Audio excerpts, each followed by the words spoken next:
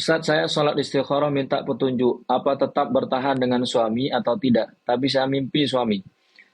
Begini teman-teman ya, rumah tangga itu yang tahu adalah masing-masing. Kalau bertanya kepada ustadz, ustadz hanya menjelaskan hukumnya saja secara fikih. Adapun kondisi realnya, insya Allah ibu dengan suami yang lebih paham.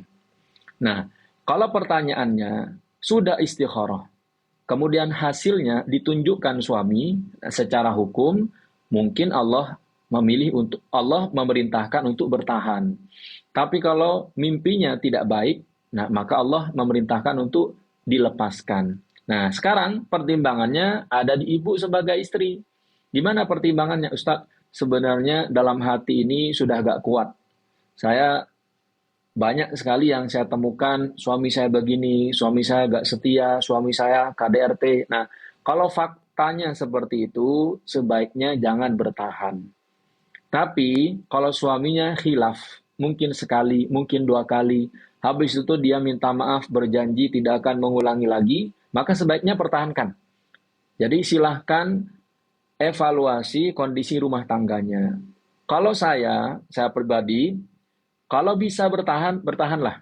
Karena ada anak-anak yang harus dibesarkan bersama. Tapi kalau tidak sanggup, sudah lepaskan saja. Lepaskan. Oh nanti gimana Ustadz? Rizkinya gimana? Nanti saya kan nggak punya pekerjaan. Urusan Allah. Jadi teman-teman, ini khusus ibu-ibu ya.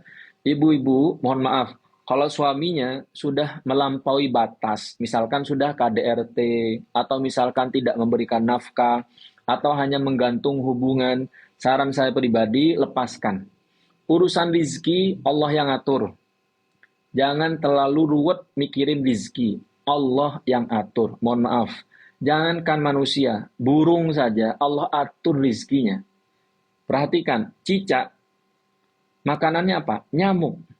Cicak, gak punya sayap. Sementara, makanannya nyamuk punya sayap.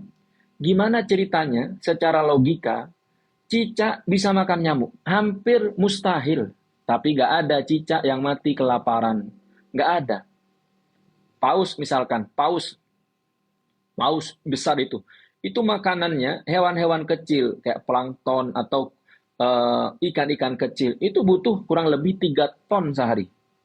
Gak ada paus mati kelaparan. Meskipun makannya 3 ton sehari. Jadi kalau perkara rezeki, teman-teman, jangan khawatir. Tuhan yang kita sembah bukan Tuhan yang miskin. Ini kita harus punya keyakinan. Tuhan yang kita sembah bukan Tuhan yang pelit. Datang kepada Allah. Kalau butuh uang, kalau butuh rizki, butuh pekerjaan, datang kepada Allah.